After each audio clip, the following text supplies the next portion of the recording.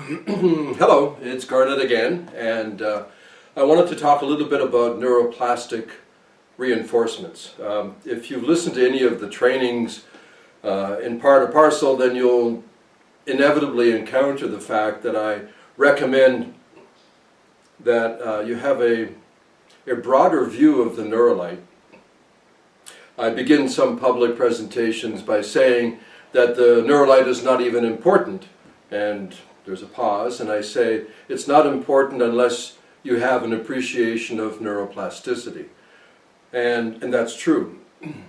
So in this larger theme, the theme of neuroplasticity, comes the fact that when you do some kind of action towards neuroplastic change, positive neuroplastic change, it isn't as though there's some kind of magic when you do the technique or the process that it's instantly integrated.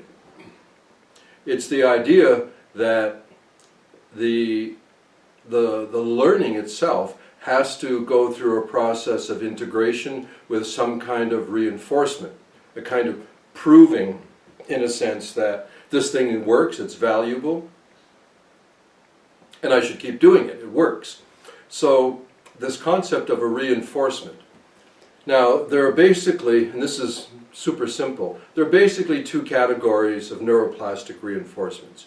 Number one, specific, so that the reinforcement is targeting that vector, targeting that theme, that lesson that you're working at learning, integrating. So there are specific neuroplastic reinforcements, but then there are also general neuroplastic reinforcements.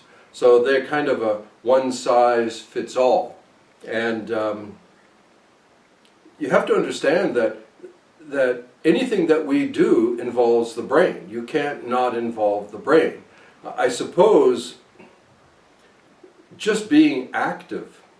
For example, I've just finished dinner. Before dinner, I typically take a walk up to the temple and back. I'm up in the mountains here. It's a pretty steep incline. It's stressful, you know, rolling hills up and down, mountain. And maybe the most simple neuroplastic reinforcement of all is just activity. Call it general exercise, non-specific, like taking a walk. What I want to do right now is do a short description of what maybe, perhaps, is my favorite general neuroplastic reinforcement, something that I have a deep appreciation for. I've studied it. It's one of the most researched neuroscience-based reinforcements in the whole collection of the many things that are being studied. So this is general, which means it can go with any theme, any vector. And also, you may recall when I talk about neuroplastic reinforcements, I say that there are movement reinforcements, mental reinforcements, and sensory reinforcements. And one of the gorgeous aspects of this is it has the potential to have all three at the same time. It's movement, it's mental, and it's sensory. And it goes like this. The first thing you do, normally it's done standing, but I'm seated right now. You get the idea. You begin to consciously relax, which ends up being very difficult for most of us. We're really not very good at it. When we tend to relax, we also tend to get sleepy. The idea here is go progressively into as deep a conscious relaxation as you can. So let go, feel the places that are tight and tense, let go, relax, let go, relax. When you reach a stage of some good quality of deep conscious relaxation, notice your breathing. It's going to be happening anyway. You don't have to breathe consciously. So just notice that you're breathing. There's no special way, natural. You don't have to do some kind of counting or, pranayama style or belly breathing, diaphragm. No, just notice your breathing. As your relaxation deepens, notice your breathing.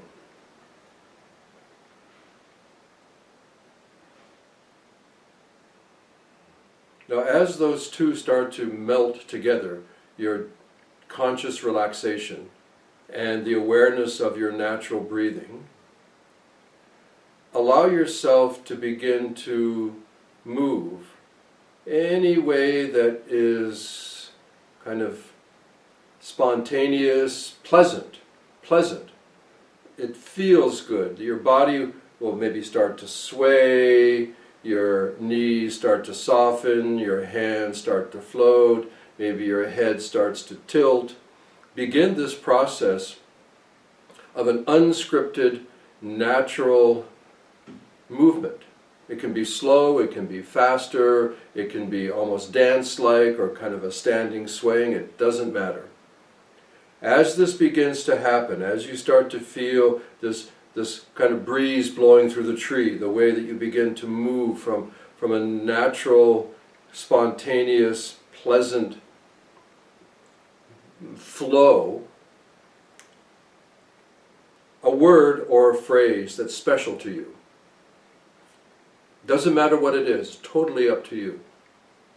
Maybe it's love, maybe it's mercy, maybe it's forgive, forget, maybe it's I am whole. Whatever it is, begin to kind of chant or even just repeat it mentally, right? Or with some kind of rhythm. And if you feel comfortable, do it out loud. It doesn't have to be loud. I mean, just speak it. Bring in sound.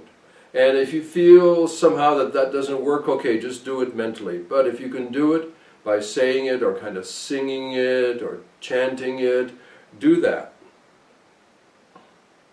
So you're deeply relaxed, you're sensing your breath, you spontaneously move in a pleasant way, and you begin to repeat, mercy, mercy. You can do it silently or out loud, sing it or chant it or just speak it. Do this, as I've described, for a minimum of 12 minutes. Yes, 12 minutes. It's been researched that that's the threshold for the effect. You can do it longer, but if you do it less, then there's a significant diminishment in the benefit. So at least 12 minutes.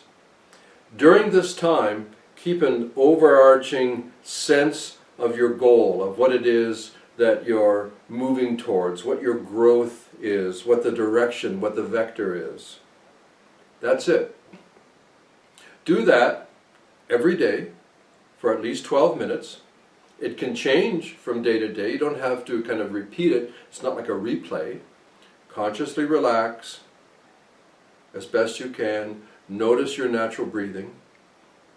As you begin to meld the relaxation with the sense of breathing, your body will start to sway, to move. You can do it slower or faster. Anything is fine. And as you begin to move, sing or chant or silently repeat your special word or phrase.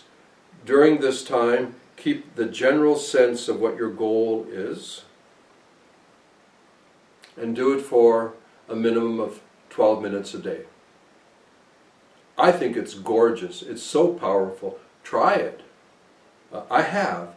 And I sense a kind of an unlimited quality to it because it's so personal, it's so in the moment, it's movement, it's mental, and it's sensory with the sound. And of course the sensory senses of movement, of dance, that's the one. That is general, it's non-specific. You can use it to reinforce any particular neuroplastic lesson that you're working on. Okay, take care. Bye-bye.